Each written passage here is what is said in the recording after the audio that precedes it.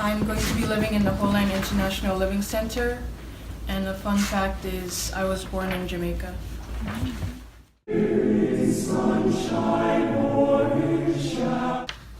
name is Judy Kim. I'm going to be living in Bulch, and I'm really into Grey's Anatomy.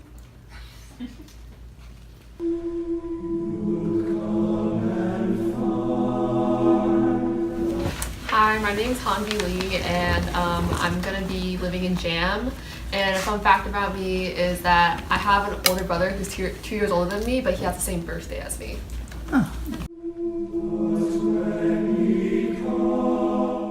Hi, I'm Thomas Nappy. I'm going to be living in Jameson Hall. And fun fact about me is I've read over 150 sci-fi novels.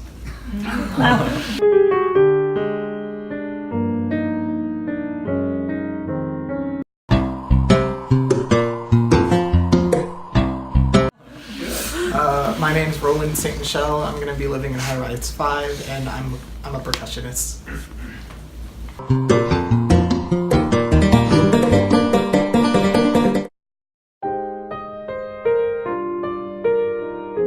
My name is Natalie Saviola. I'm going to be living in Bulch. And a fun fact is I played piano in my jazz band in high school.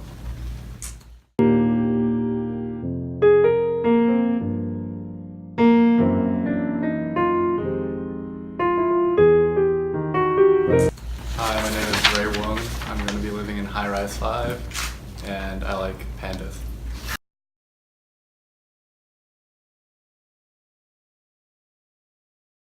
Of very holistic approaches to looking at the different problems that affect an individual species, and an excellent example of that is his work in China with the giant panda.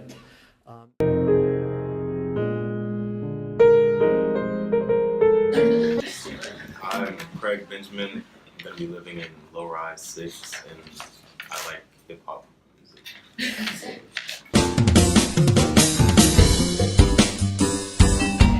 My name is Sandra Valletta. I'm going to Court Hall, and I like flowers. I don't know.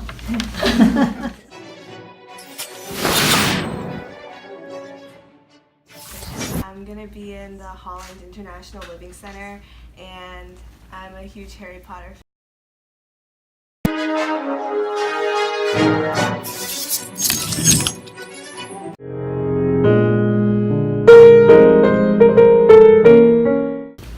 I'm Amy Liu, and I'm going to be living in Bulch, and I'm the youngest child, so I'm the last one to leave the nest.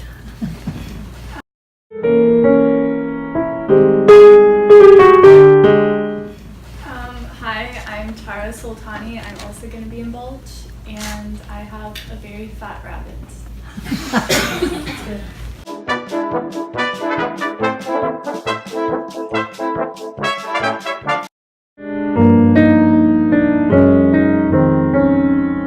I'm Ferris Aziz. I'm going to Cornell Spring, and a fun fact about me is I'm a nerdy kid who likes sword fighting.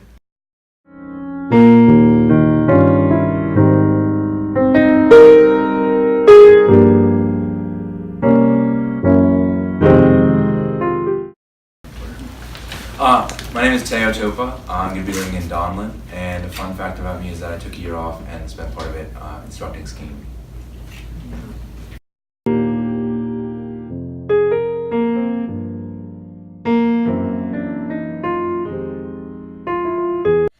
My name is Lux Zing. I'm going to live in Mary Donlin as well.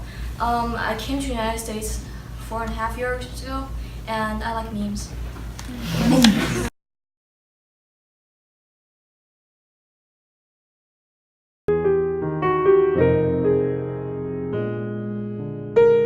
Hi, I'm Sherry, and I'll be living in Low Rise 6, and my birthday's on April Fool's Day.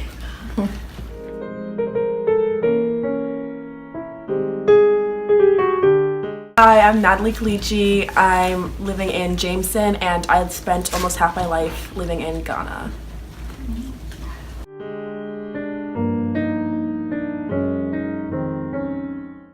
I'm Maeve. I'm going to be living in Donlon, And I have a twin sister. And I have a twin sister who also went to Cornell with me. Is your twin sister going to Cornell with you? No. I'm Jeremy Sheck. I'm in Muse, and I'm really interested in Spanish, although I'm studying food science, so it's like... And friend next to you? The monkey. Oh, He doesn't talk much, so that's good.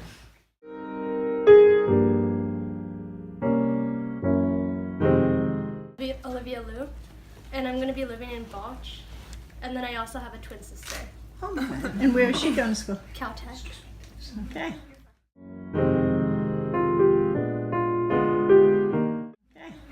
I'm Melita Saturova. I'm living in Muse, and I swim.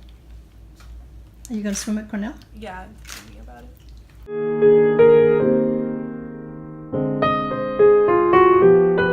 I'm Esther, and yes, I'm going to Holland International Living Center, and I have never climbed a tree in my life. Never.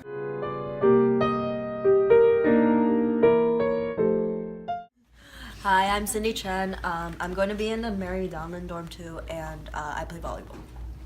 Okay. The best thing at Cornell was that I met my wife. No. Undergraduate at that time. I climbing Mount Everest and a few other mountains. I spent about 8 or 10 years climbing great mountains.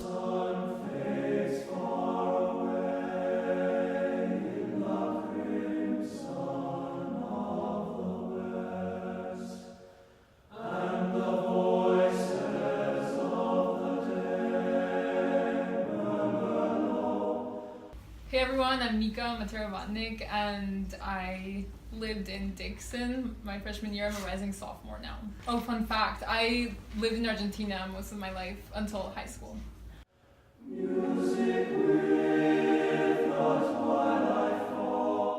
Hi everyone, my name is Kathy Shia. I lived in Donlin my freshman year.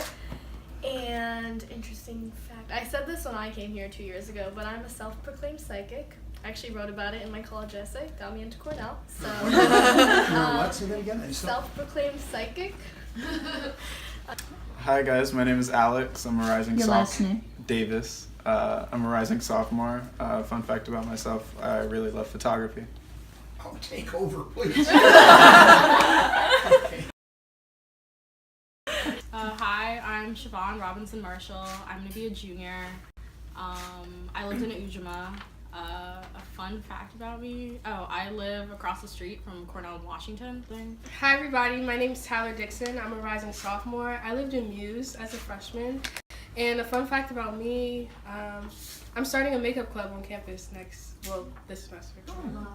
Hi everyone, my name is Ayong. I'm a rising senior, and fun fact about me, I'm a dancer. I'm part of a club on campus, so if anyone's interested, come talk to me.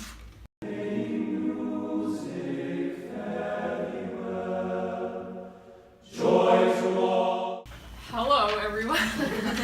So I'm here to talk about housing and meal plans, so I think I'll start a little bit before you get to campus about, as we were talking about before, just like packing up, and one thing that I hadn't thought about before leaving that I had to buy there, so yeah. So packing up, I would only take, in terms of clothes and stuff like that, I would only take exactly what you need, but definitely take warm stuff because it's about to get cold pretty soon. So that's something to take care about in terms of buying a jacket, a very warm jacket for the winter. And that's something that you can buy later, kind of like Thanksgiving time, if you didn't take it the first time. And then the one thing that I would recommend taking are Clorox wipes in terms of cleaning your room. Cleaning your desk and things like that. Keeping your room clean, that's definitely something that's important. So Clorox wipes, remember that. And in terms of housing, you guys already know where you're living and we just went over that.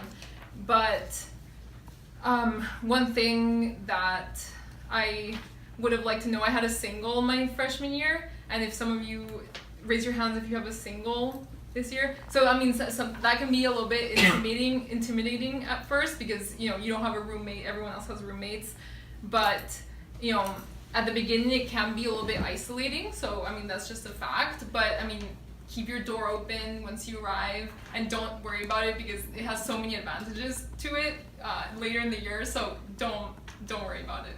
And if you have doubles and triples, it'll be fun. But make sure that you talk with your roommates at the beginning of the year and set the ground rules, because I know a lot of people that those, they didn't really talk about rules, and then, it just got chaotic very, very quickly because people, they're taking people's clothes, and that's just that's not a place where you want to live in. You want to set your rules and know what you want from a roommate. So that's important.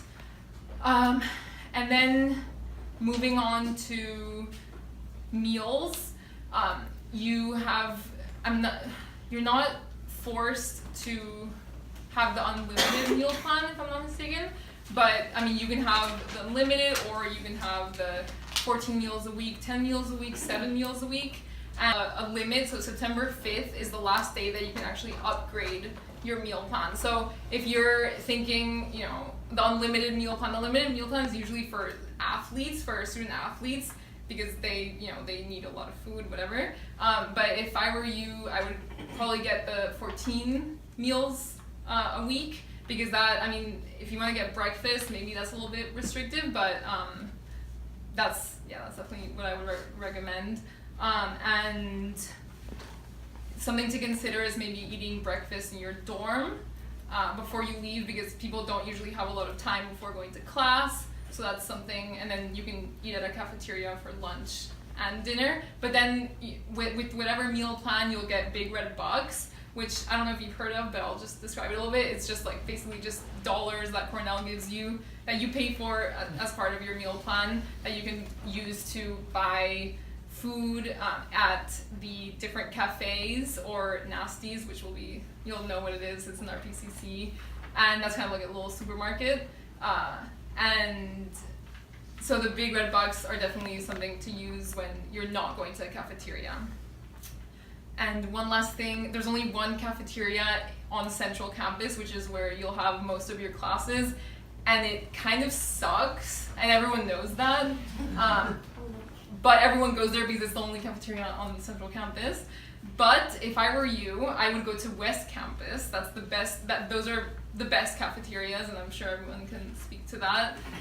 They serve incredible food, and that's just going down the slope. So if you want very, very good food, it's a little bit far away from North Campus, but you know where to get it now. It's West Campus. So try it. And in terms of the cafeterias that are available on North Campus, it's important to know, depending on what restrictions you have when you eat, if you're vegetarian, Risley dining is in Risley, which is one of the residential halls, and they serve very, very good vegetarian, vegan. They have so many vegan options. That's where I go a lot to eat, and so you won't go hungry. They have very, very good food. I think Cornell, compared to other universities, has an incredible meal, has incredible food, and we're very lucky. So consider yourselves lucky with that. I'm Kathy. I'm going to be talking about Greek life. Is anyone interested in joining a fraternity or sorority? Raise your hand. Yeah, cool. So I'm just going to talk about some of the facts first. I'm sure you've heard this already. 1/3 of the student population is involved in Greek life. Okay, I just want to make sure I'm talking loud enough. So that's about 30% of, how many undergrads are there? 14,000. So it's 4,000, 5,000 undergrads are involved in Greek life, and that is a lot, but trust me, it's not an overwhelming presence, I promise you. I've been on other campuses before, and I know Greek life is a super huge thing, and it's your social life is all centered around Greek life, but it's not like that. Your average Joes are in Greek life, and people from all different walks of life. I myself was in a Pan-Hellenic sorority, which is, I'll explain, there are 3 different national organizations that all of the fraternities and sororities fall into. So there's the Interfraternity Council, which is for all the fraternities, the Brotherhood, stuff like that. And then there's the Pan-Hellenic sororities for anyone who identifies as female, and then the Multicultural Greek Letter Council. Did I get that right? Yeah. Okay. Is anyone here in a fraternity or sorority? Yeah, I know Ayang is. and that is for they're culturally based fraternities and sororities. And there are so many different houses. I think there are 13 Pan-Hellenic sororities. There are like 30 plus IFC fraternities, and how many MGLC houses are there? They don't have houses. Or like chapters. Probably around There's like at least 9. yeah, 13. There are a lot. So you can really find a house, that's what they're called, like the chapter, that suits what you want. So when you recruit, that's the spring semester of your first year. So fall semester, everyone's kind of in the same boat, and you kind of get a whole entire semester to figure out if you want to join a house or not. And you would have to come back a week or so before winter break ends. And you just come back a week early, and for the whole week, it's pretty chillax actually, because there's no class, no obligations, no responsibilities. You just go and meet new people at all these different. The reasons to join a house would be if you want to find like a smaller community early on. You get to meet people from all walks of life, as I said, and all different years. And I honestly would try it just if you have even an inkling of interest. I personally wasn't super intent on joining a house, and I decided to go through recruitment. I really liked it, and I stayed, and then I left, and it's totally fine. I just like trying different things. So it's really not really stressful. No hazing, I promise. Martha Pollack, she means business, y'all. She's the president. Yeah, she's the president. She was newly inducted about 2 years ago, I think. And yeah, so don't worry if that is one of your concerns. Cornell's really strict on that policy, and it's just a safe, fun way to have people you know and get to meet and network with other people. There's also the benefit of joining a chapter house and then getting the alumni connections within Cornell and beyond, because like Alpha Chi Omega is also in Tennessee and Wyoming and other places. What about sleeping at the sorority or fraternity house? Oh yeah, so you have the option your sophomore year to live in the house, which is super cool. I lived in for one semester, and like 50 girls in one house, that sounds crazy, right? It's not too bad. I lived in a single, and it was on the upper floor, so they're all off campus as well, so it's not too far of a walk, but it is little like nestled back there a little bit off campus. They're usually on North Campus, some of them are on West Campus, and you get your own chef. That's pretty cool, right? But yeah, it's pretty cool, and you get to just live with all these girls. Like if you've been to like a private boarding all-girls school and you know had that sense of sisterhood and like close community, this might be something you're interested in, a sorority or something. I know Aya can speak to some like MGLC experiences, and also everyone like in the different councils, I guess. They're all friends with each other. Like I was friends with people in all the different houses. I could go over to the different houses, like eat meals there. I'm friends with a lot of people in Ion sorority, and yeah, it's a good time. Also, like this is I think special and unique to Cornell. Like you can go into a frat party or house or whatever. Am I allowed to talk about that? I don't know. You can go, like it's open to everyone pretty much. Like I don't know if you guys have been to other college campuses, but Greek life is really like separate from everything else. And if you're not in Greek life, then you know it's super exclusive. As what I'm trying to get at. But at Cornell, it's like Catherine Street is popping every weekend. Just go in any random house, like be safe, but you know, everyone at Cornell likes to have a good time on the weekends, so it's super inclusive, and yeah. I don't know if you wanted to pitch in about. Yeah, so I'm in MGLC, Multicultural Greek Letter Council, and so we have like the Asian interest, historically Black, also Latinx sororities and fraternities, and they're a little bit different because they have this cultural aspect. So I know a lot of the frats and sororities, they do a lot of cultural awareness activities and events on campus, so there's that added element, and they also tend to be smaller. So I know like the IFC and Pan-L sororities and frats, they are larger, like pledge classes can be 50 upwards in the number of people, but my sorority is only 60 girls, and I know other ones can be even smaller. So if you're really looking for that sense of community and a special niche on campus, that's definitely a good way to go. The rushing is a little different, so you don't have to actually get to campus earlier, at least for the Asian interest ones. I'm not completely sure about the others. That's one of the reasons I decided to do it, because I didn't want to go back early for winter break. But yeah, it's a great way to actually get to know people. I was able to connect with so many people because of MGLC, people in other Asian interest ones, as well as people in the other MGLC communities, because we try to have events that bridge the gap between the different cultural orgs as well. So it's a great way to get to know people on campus. And yeah, if anyone has questions, feel free to ask me about it. The third person to talk is Alex Davis, who's going to talk about extracurriculars, athletics, clubs, newspaper, and other student activities. Alex is a sophomore in the class of 2021 in Arts and Sciences, and I met Alex at the Cornell Club of Washington's reception for accepted students a couple years ago.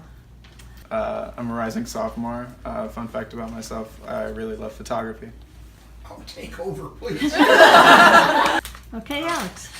Hey guys, first of all, congratulations on all of you getting in. It's no easy feat to get into a place like Cornell, so consider yourself special and really, really smart. I'm going to try to be brief. There's a lot to talk about with the topics I have, but I guess I'll start with athletics. I myself am not a student athlete, so I can't speak directly to the experience, but I can tell you that we have a lot of fun going to the home games and supporting our teams. Lacrosse, football, basketball, everything. I mean, just you can find any kind of sport at Cornell. And they're always a lot of fun to just go with your friends on the weekends. Some of them are free, others you have to pay for. But it's a lot of fun, and I know people that are student athletes and like they still, you know, have time to do their work, and they go out on the weekends and they have fun. So it's by no means like something that's going to really constrict you here. It's more just like to add to your experience at Cornell. I don't have much about athletics. Maybe the other panelists can add. But in terms of clubs, there's a ton of stuff to get into at Cornell. The most important thing you should know is there's a club expo, I think each semester. The really big one is during the spring. But basically they everybody sets up a table in the really big ROTC building.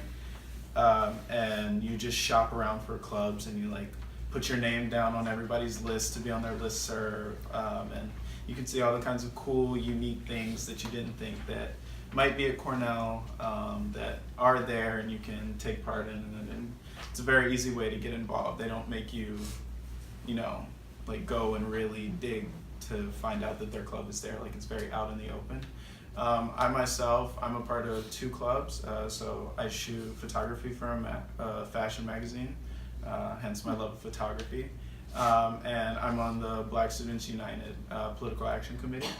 And so if you guys have any questions about those specifically during the question and answer time, ask me about that. Newspaper, there's a couple of options. A couple of magazines kind of act as newspapers, where they kind of write news stories, and like pictures are just a very prominent part. It's like a picture newspaper. And then there's the really established Cornell Daily Sun, one of the longest running college newspapers. And basically it's whenever anything goes down on campus, good or bad, like the Cornell Daily Sun has got you, like it'll have all the details. It's pretty unbiased in my opinion. Some people have other thoughts about that, but you know, I like it. It's a great source. I look at it all the time, mostly digitally though. You don't really see many paper copies around anymore, but I think that's just indicative of the society that we live in. And yeah, in terms of other activities, I'll say that each club, like even if you're not in the club, obviously the club's events aren't by any means exclusive. So I always like to say you'll never be bored at Cornell. There's always something going on, even during the weekdays, every day. Somebody's hosting something and most likely giving free food. And so it's a great way to go and meet new people, network, just kind of explore what you like, you know, ask, you know, core-shaking questions. And yeah, that's all I have. And Tyler, you said you were going to start a makeup club? Oh, yes. Me and my friend Stephanie are starting a makeup club on campus. It is not just for women, don't worry. And we're also going to have like men grooming things, like if you want to like get your beard trimmed. get a little line up, whatever you like. And so and shape up. So yeah, that's what we'll be focusing on, and skincare and things like that. So it's open to everybody. We'll probably be dropping flyers on Facebook when we figure out the details. But And how difficult was it to set up your new club? we actually OrgSync. You have to set up clubs through OrgSync, so we have to actually wait to actually officially register when we get back, because they would not let us do it spring semester at the time we did. So yeah, it'll be official by the time you guys. But get it's back. easy to do. Yes, I would say definitely it's easy. You just have to find a sponsor. That's all you have to do. Anybody that, like a professor, anybody that, if you want to start a club, just find a professor that you're close to or you can relate to, and they'll sponsor you. And one thing I forgot to add, that in starting clubs and kind of getting them off the ground, like Cornell really wants to help you with that, because they love diversity and creativity of ideas, and the more creative your thing, the better they look, and the better they look, the better you look. So it's all kind of like one big mutually beneficial relationship. So for example, my fashion magazine, we're getting new equipment, all the latest cameras and lenses and things, and Cornell is just like, there's so much money out there for you to go and do what you want to do, like grant money just laying around waiting to be applied for. So if you've ever thought of an idea, I promise you it's probably not too big. You can get the money that you need to do it, and probably be really successful with it. Collective arts.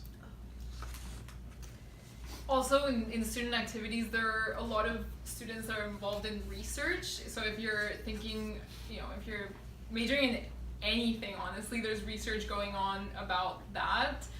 And research is a great way to get involved with a professor who will end up being your mentor in whatever you're doing. And you can get involved as early as your freshman year. I got involved in my second semester, and it's a great way to meet older people, because they're in labs, they're people of any age, as well as grad students, as well as postdoc students, so they give you life advice and things like that. So if you're thinking of getting involved in research, it's never really too early, and it's not hard to get involved in a lab if you want to, as long as you're very respectful in the email that you send to the principal investigator, the PI, and you present, you tell them why you want to get involved in their lab, you find their research interesting, and they'll be happy to talk to you about the possibility of joining their lab if that's what floats your boat, if that's kind of like what you want to do. And there's so many research opportunities on campus, which is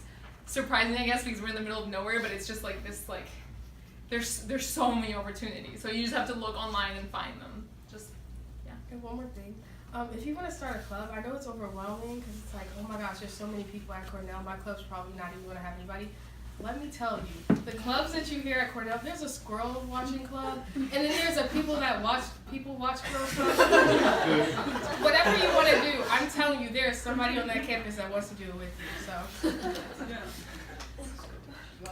Okay, the next topic is, Young? Yeah. Okay, next including class size, interaction with professors and teaching assistants, junior year abroad or in Washington for the Cornell and Washington program, summer courses, research abroad with professors, etc. So hi guys, I'm Ayung. So I'm going to talk about academics. I know academics, coming from high school to college, can be something.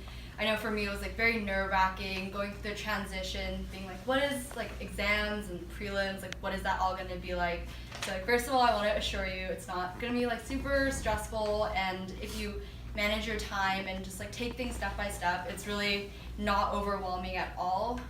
It is a little different from high school, say though, because Cornell's a large school, so you guys are mostly going to be taking intro classes, so there tends to be there can be up to 1,000 people in a lecture. Hi everybody, my name is Tyler Dixon. I'm a rising sophomore. I lived in Muse and then as you get older, and a fun fact about me, you'll have smaller discussion. I'm starting a makeup club on campus. For now, since you'll be thrown into this large atmosphere, Hi everyone, my name is Aya. I'm a rising senior. I would encourage you guys to fun take fact about advantage me, of I'm a dancer. I'm part of a club on campus. So if anyone's interested, come and talk they're to me. usually Hey everyone, grad I'm students Mika or undergrads, and they're and very I available. They lived have their in office hours Dixon posted. my freshman year. I'm a So in rising office sophomore hours, you get to go Oh, see fun them fact, outside I class lived in and ask Argentina most of questions. my life until high school. So definitely take advantage, because no one's gonna be holding your hand, and if you don't come to class, if you're confused, no one's gonna reach out to you. It's really your own prerogative, but I will say that people are very, very welcoming. I know, like, I took Orgo, and that was pretty hard for me, so. What's Orgo? Organic chemistry. It's not a fun class. I was in my professor's office hours like 2 times a week, and it was this large 300-person lecture, but because I went so often, she got to know me personally. She had a stake in my learning. She knew me by name. So you definitely have to go and reach out, but when you go and actually reach out, people will be very supportive. And also, I know a lot of people tend to gravitate towards TAs because they're grad students or undergrads, and they're less intimidating, but I would also say use your TAs, but actually go talk to your professor, because if you want, this might be like a little further off, but if you want a recommendation letter, or if you want someone to link you up with research opportunities, the professor actually has to know who you are. So if you want to like think a little bit towards your future, start developing those relationships with your professors. And I know that you guys also get advisors. I don't know if you've gotten them yet. Do you have them yet? Yeah. So with your advisors, they don't necessarily always reach out to you first, but you have to send them an email, go meet with them, even if you have nothing you really want to talk about, just to establish that rapport. And you can, I know with me, like in CALS, I changed my advisor because his interests really didn't match up with mine. So if you think someone else might be more supportive of your learning, don't be afraid to really self-advocate for yourself. I think that's one of the biggest takeaway things that I wish I had more of a grip on when I was a freshman. You really have to advocate for yourself, and if you do, like, you will find success as long as you can really know what you want and like know what resources to take advantage of. Because if you just like sit in your dorm room all day, things probably won't work out well, but all the resources are in place for you guys to take advantage of. What was I talking about? Yeah, so reach out to your professors, reach out to TAs. Oh yeah, and also, so you guys have probably all signed up for your classes. I don't think there's ever been a time that I've signed up for my classes and I've actually stuck with the classes I've taken. So there's like a 2-3 week ad period at the very beginning. Just because you sign up for a class doesn't mean that's set in stone. You can go to classes, like sometimes the class is full, but I'm interested in taking it the next semester. So just go, and I sit in the back and listen and see if I like the professor. So really take advantage of the time to go see if there's a class that you want and see if you want to change your schedule. So nothing that you've signed up for now is like really, if you walk into class and you really don't like your professor or you don't like the subject, you can always change, but you need to be proactive because you have 2 to 3 weeks before the period closes. So really make sure that you're like staying on top of everything and staying organized. Yeah, and then so in terms of study abroad, I know there's a big Cornell in Washington program, and most people do that junior year. And what that basically is, you take classes in DC, you also get an internship, and I know that Cornell really helps you find an internship. So if you're stressed about, like, I can't find an internship, I don't know if I should go abroad in DC, Cornell has a very set program that will help you find an internship. So you get to live in the city, you get to work, but you also get to take classes, and all your credits transfer over to Cornell. People also go abroad. I know it's not super, super common, but I know a good deal of people who went with their junior and senior year. So if you're interested in that, I would say just start planning a little bit in advance, because the classes that you need may not be offered abroad, but it's definitely something you can do. I just go talk to the study abroad office. Yeah, so I think that's it. Yeah. Oh, research. Sorry, one more thing. If you're interested in research, reach out to professors, and I know a lot of friends who started doing research. They look through, if you're like a bio major, you can look through the bio website, look through professors, and you like just send out a bunch of emails to all these different professors, and not all of them will respond to you, but if you send out 20 emails, you'll get at least 5 who respond back to you. You don't necessarily have to be like a science major to do research. I have friends who are sociology or like other humanities courses, and they find research with professors, and it's also a good way to just establish a rapport with professors. So reach out and yeah, just be proactive, don't be too stressed, and everything will be fine. Anybody have any comments? I have a note on research. So I did a summer program between my freshman and sophomore year where I did wet lab research, which is basically just like hard science, and it was in an organic chemistry lab, and I hated it. It was just like sitting with a bunch of just like compounds and drying them. I broke 2 funnels in the same day. He was very angry at me. Like, it was just like not a good experience because I wasn't familiar on the subject, and I just realized that hard science, even though I took a lot of science classes, that wasn't the place for me in research. And so some people continued with their summer research and then I didn't. And then sophomore fall, I didn't do any research. And then spring semester, a friend who actually is from DC told me about her advisor, and now I'm in a communications lab, and it's really chill and I really like it. So I think just like being really open to it, if you switch, that's okay too. Like, I think the thing with research is just getting the experience is really important, and it's really fun. Like, I was really scared at first too, and like sending that email is really scary. There's like a ton of student orgs on campus that'll help you draft like the perfect professor email and like what time you should send it so that it pops up in their email box at like the right time, Sunday night, so it comes up Monday morning. Like stuff like that. So I think it's like a really fun thing to do. Don't be stressed about doing it though. I think that's the key, is just like do it when you're ready to. Some people will do it freshman year, and then I did it kind of sophomore year, and I'm still doing it now. I'm staying in that lab, but yeah, just be really open to it, and it's super fun. And then a quick note on professors, like a professor can really make or break a course for you and like decide whether you enjoy it or not. So the best thing I would say to do for that is, it's kind of going to be hard because you're incoming freshman, and it was hard for me, but if you get involved in clubs and things like that, you get to know all sorts of older kids, and so a lot of the intro classes you won't have choices as to who your professor is because there's only one, but you can at least get the drop on, you know, how the professor grades, what they look upon favorably. And then a less reliable resource is ratemyprofessor.com. Some of the reviews of the professors are a little biased, but it's also a good like general over outlook at how the professor does business and how they teach and whether their notes are online after class or not. So really make sure you take your time and do your research on your professors as well as the class. And I think that, yeah, going off of that, talking to older students may be intimidating, maybe not, whatever, but it's not. You can literally just go up to anyone and they'll be happy to talk to you about what classes they took or whatever. And everyone had different experiences with these classes, has favorite professors, but it's great to talk to students that already taken the course and seeing what resources they took advantage of to do well in the course.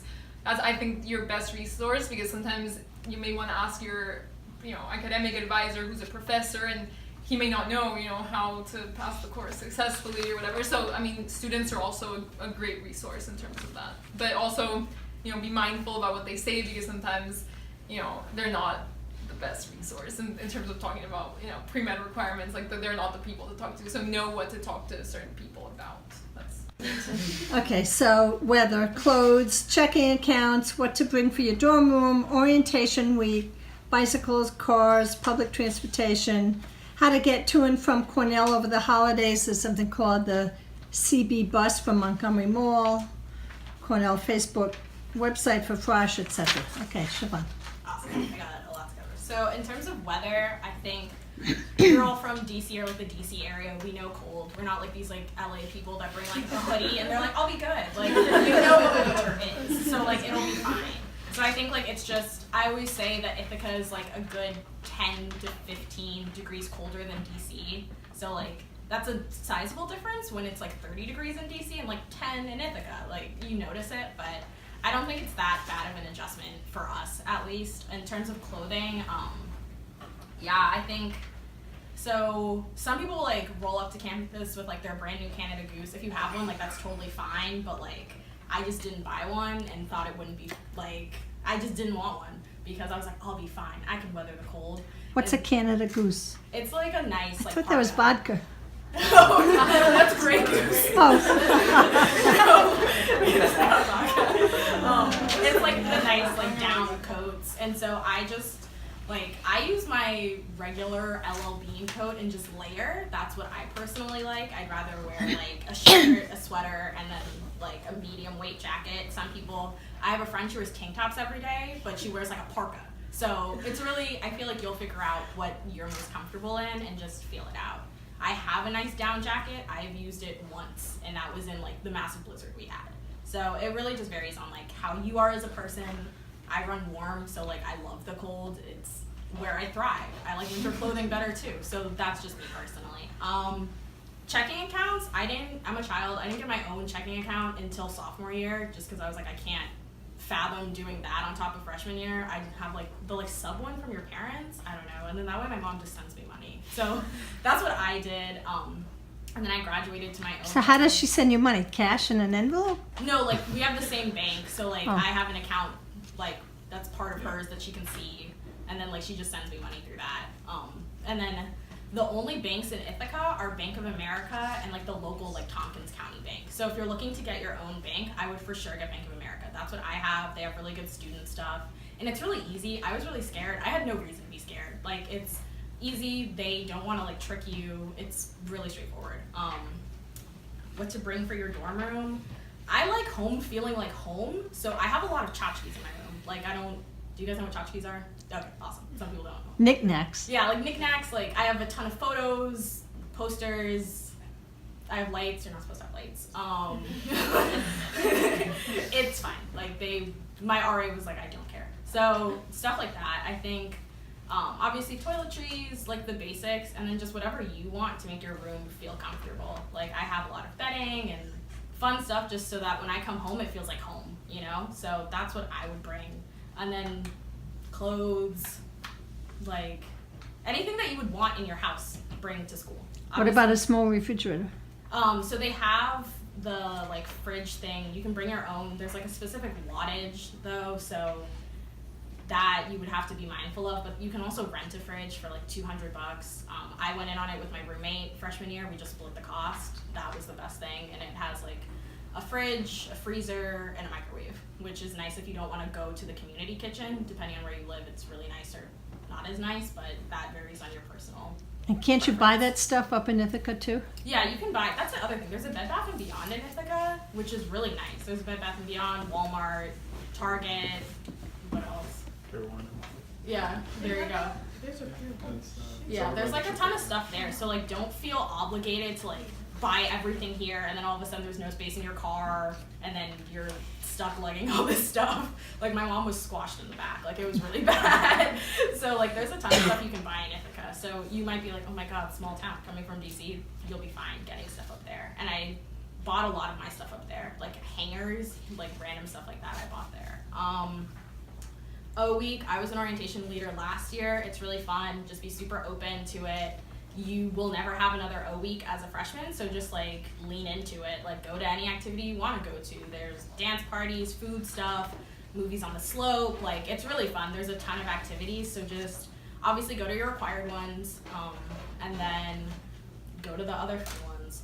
Bike versus car versus public transportation.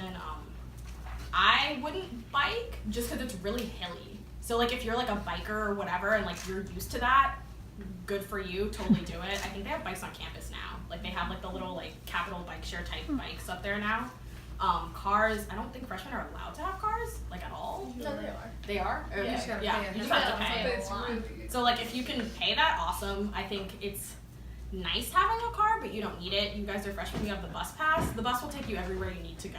Like that will be enough. Now there's Uber in Ithaca. My freshman year we didn't have Uber, just like Ithaca Car Share, which don't do Ithaca Car Share. Like don't do it. It's not like bad, it's just really confusing. Like you have to go wait outside, they don't call you when they're there. You just wait. It doesn't make sense. But now there's Uber, which is great. But the bus is really nice. It takes you everywhere you need to go. I took the bus to class because I was lazy and didn't want to, and it's a free bus pass. So it's really personal preference, but the walk is also really beautiful too. So transportation to Cornell over the holidays. So yeah, there's the CB bus, which is really, really great. It sells out every time, but people are constantly selling tickets. So like, don't freak out. Last year I didn't get a Thanksgiving ticket until that Friday before Thanksgiving. Don't be me. Get them ahead of time if you know you're going home for like the big holidays, like Thanksgiving, Christmas for sure. Like There's a February. website, right? Yeah, there's a website. It's like cbbus.com. There's also one through Shortline, but the Shortline one goes through Baltimore and Philly, so it'll take you longer. So it's about 8 hours instead of like 6. You guys are also lucky. There are now direct flights from Ithaca to Dulles. It is really great. So if you United, it's expensive. It's like So if you go at like a random weekend, it's like $150, but obviously big holidays like Christmas, Thanksgiving, it's gonna be like $250. But that's also only an hour and a half versus 6 hours on a bus. So for me, quality of life, I would rather just pay the extra money and fly, but that's also an option if you want to do that.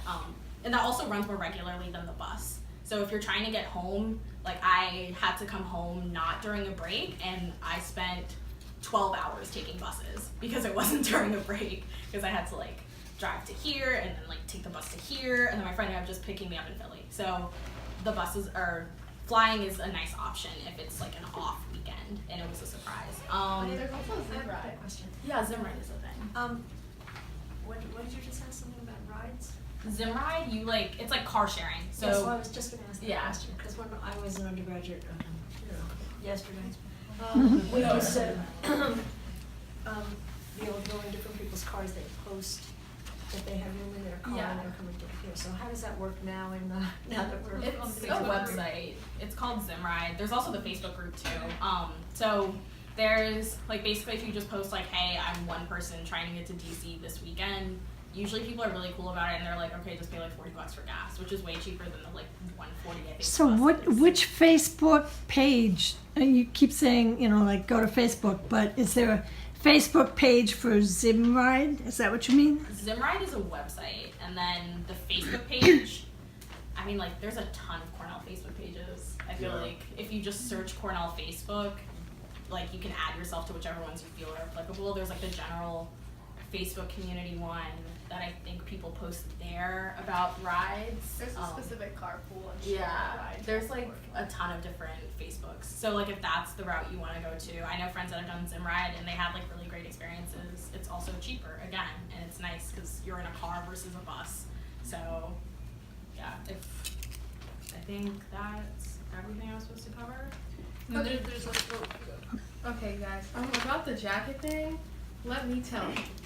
My parents got me a heated jacket, and it's like half the price of a Canada Goose. And you just charge it up, and you put it on, and you go to class. And it has different settings. It has different settings. What kind of how jacket you is wanna it? get. Wait. It's called a Kelvin. Kelvin.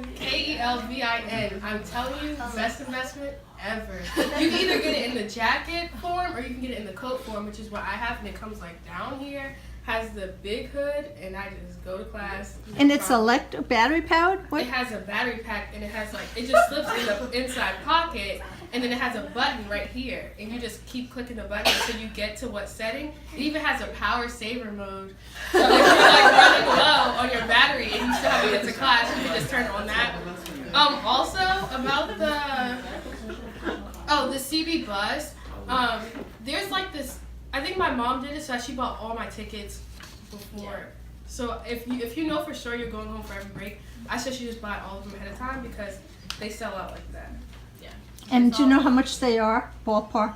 $140 round trip. If you sign up for everything, it's like $500. Yeah, it's like cheaper if you sign up for everything. If you like know for sure you're going home, fall break, Thanksgiving break, winter break, and February break, and then spring break. So if you know you're going home for all of those. The deal ends August 3rd, so you have to sign up for that fast. Yeah. What's the deal with like fall and spring break, or the February break, like the just long weekends? They're shorter. So freshman year I went home every weekend. I was a child and like really missed my parents, so like I wanted to see them. So that's what I did. But then sophomore year I just I was too tired because you basically spend 2 days traveling for like 2 days at home.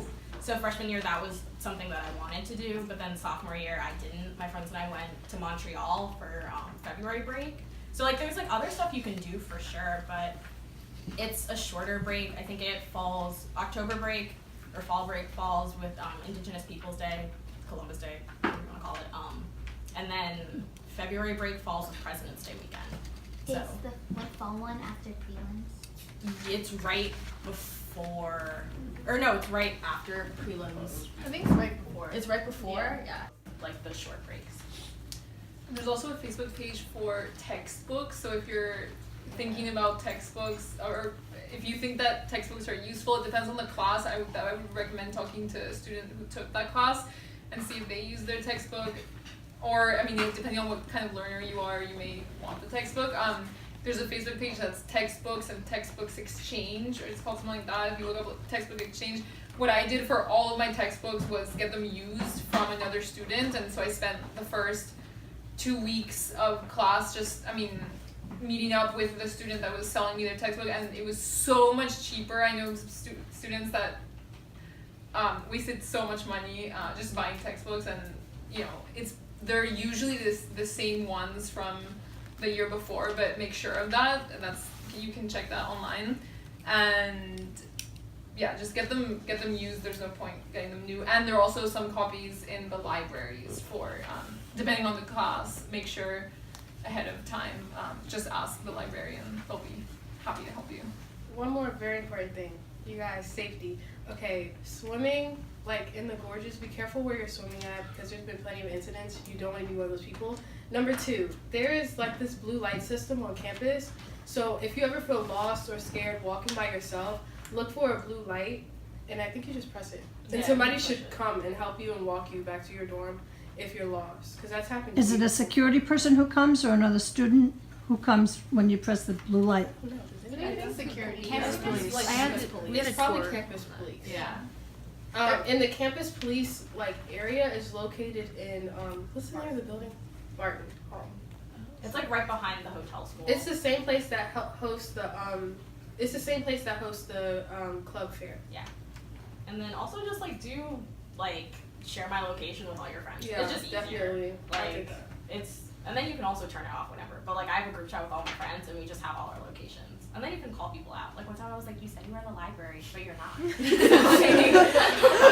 think that's a good way, because then you can find your friends too. Because getting lost, especially in the dark, because especially up by North, it's I don't know that area well, so I got lost. And it's if you don't know what you're doing, just don't go. If you don't, because I was stuck in that. I ended up walking I think it was over 2 miles by myself, because I did not know where I was. Google Maps has everything on it. All of the buildings is on Google Maps. I had to use it going to class. You guys would probably end up using it. So yeah, that's going to be your best friend, Google Maps. Any questions? Okay, hold on. Okay. Is it possible or plausible to actually go to a class with 15 minutes in between? Yes. Yeah. You just gotta hustle. You gotta It depends on where your class is. Depends on where they are. Yeah, and you won't be eating. You could bring food to your class if your teacher allows it. Yeah. Make time for lunch in your schedule. I didn't do that, and I was so hungry all the time. And the lines get really, really long. That's the problem. Isn't getting food, but it's you'll go to Trillium, and it's 30 people in line for a quesadilla. So sometimes you got to do the grab and go stuff. But yeah, just allot time for yourself. It's also nice to have a break in the day. I didn't do that my freshman year, and I just went from 9 a.m. to 4:30 Mondays and Wednesdays, and it was so terrible. So definitely a lot of time. But you can get places in 15 minutes. Yeah. Even if they're pretty far, it's manageable. You'll kind of adapt to your situation. Oh yeah. But also make sure that you leave time after class, for example, to ask questions to the professor, because sometimes that's easier than just going to office hours, because you may have a class during their office hours. So depending on the class, it's better to leave a little bit more time than 15 minutes. But in terms of being able to make it logistics-wise, yes, it is possible. Unless you're in the vet school, you're right. fine. Sure. Yeah. Yeah, I do. I have actually 2 or 3 questions. First, you don't really ask when you go to the bathroom, right? No. That's Just making sure. Just making sure. Okay. And second, what's the internet speed? If you connect via Ethernet. It's good. It's good. I mean, it's good without Ethernet, so. You don't notice that it's slow or anything. You'll be. But how does it compare to a high school job? Way Your high better. school had internet? You mean on the computers or on your phone? On your phone, man. Where you live? Yeah, it's great. And also, what's the internet limit? I saw some place at 100 Yeah, I did see that. You'll never go over that. Yeah, I promise. I told Amy that There's no cable ban video game things, but a lot of people do go there. Center is 24/7, and I see people in there until 1 a.m. just gaming. So it's a normal thing to do. Best school ever. Yeah. I suggest that all of you get a Fire Stick and jailbreak it. That's what I did. I don't know how I connected. My dad did it to like connect it to the Wi. Oh. It's not actually. No, I don't mean nothing bad. Everybody does it. Okay. It's really not bad. I'm telling you, it's really not bad. Like there's like this thing called. There's a way that you can get like certain things on your Fire Stick, so you can watch everything pretty much. Like there's this program called Terrarium, and you download it onto your Fire Stick, connect that to your TV if you decide to bring one, and it's just like having cable. What's a Fire Stick? It's an Amazon Fire Stick. It's like this little thing, and you like plug it into your TV. It connects to the internet, and then you can just watch stuff. Cable is a whole thing. Like when movies come out, turn on that Fire Stick. It's okay. I'm pretty much also see that. You can also get a movie pass. That's the thing. My friend had a movie pass and it was really great. You pay like $30 and you can see up to like any number of movies a week or something. I think it's 5 or 6. Yeah, it's like a lot of movies. There's an on-campus cinema too. I went there. Are they like new movies or like the movie from like the 60s? No, it's just. Cinemapolis shows like indie movies, so like I love it. And the popcorn is really good. They use real butter, and you can taste it. And they have Old Bay, so like Old Bay. Yeah. And then Did you have a question? I did. I had a couple questions. One of them was, I know the Big Earth Sports Pass is available right now, and I've read somewhere that it's free for freshmen. I've read somewhere that it's like you have to pay a certain number of dollars to get access to all this sporting events. How long does it take to get from Central Campus to, say, Bed Bath & Beyond or Target or Walmart? Target on the bus? Well, I would say like closer to 20, because Yeah. that bus is slow. The bus is stops. Because I know that there's like 4 buses that run on move-in day for you to go there, except that my move-in slot coincides with 3 out of the 4 slots. Are your parents gonna be? My parents are gonna be there. Oh yeah, so you can like that's what I did. I like didn't bring anything really. So it's not that far. It's like in college town. Yeah, no, it's not a college town. Orientation leaders who take all of your stuff up for you. I think Cornell's the only university I've heard of. You still can do it if you want. Yeah, if you want to take your stuff up. Are there any other questions? One more thing. You in this room are already accomplished, smart, wonderful young people with bright futures. When you get to Cornell, everybody is the same. Everybody is smart, bright, accomplished, with bright futures. That's very, very, very exciting. And what's happening now for you is that your world is not narrowing, it's actually expanding, but your playground are people like you. Not exactly. I mean, the whole great thing about Cornell is it's very diverse in so many wonderful ways, but you're going to be with your peers, and your intellectual peers, and your social peers. You're going to be in a great, great spot. If that is daunting, and it may be for many of you, it was for me, when I realized, oh my goodness, I thought I was so special, but I'm actually like everybody else, that doesn't last very long. So just trust me, if there's a little hump, you'll get over it. And also remember, please, this is really, really important, Cornell has lots and lots of opportunities to provide support. We've already heard a lot about going and speaking to faculty, and I can talk a long time about that, but I won't. It's really great for you to do it. I support everybody here who suggested that you go to office hours, get to know faculty, get outside your comfort zone. But if your comfort zone is starting to feel a little uncomfortable, there are all sorts of supports on campus for all of you. There are call-in supports, there are RA supports, there's a health service that has tremendous resources for kids, students like myself, like you, like anybody who might need some support. Go there. These are there are peer groups, there's peer counseling, And there's it's professional free. counseling. It's free, it's confidential, and everybody at some point can benefit from that. Don't be shy, don't be embarrassed. It's kind of, I don't know, maybe you guys can speak to that. It's normal. So you recognize the new normal, enjoy this place. It's absolutely, absolutely fabulous, and it's what you make of it.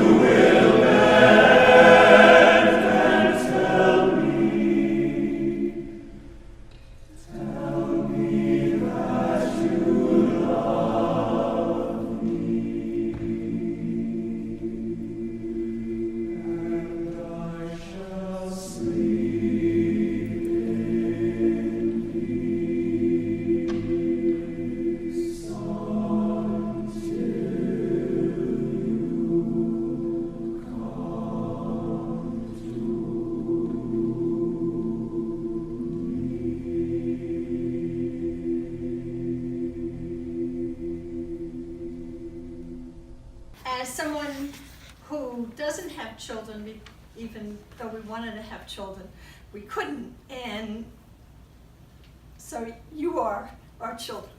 And what I want to say is just remember when you go home, please thank your parents, thank aunts, uncles, grandparents, anyone who's helping to pay for your college education. Just remember to thank them.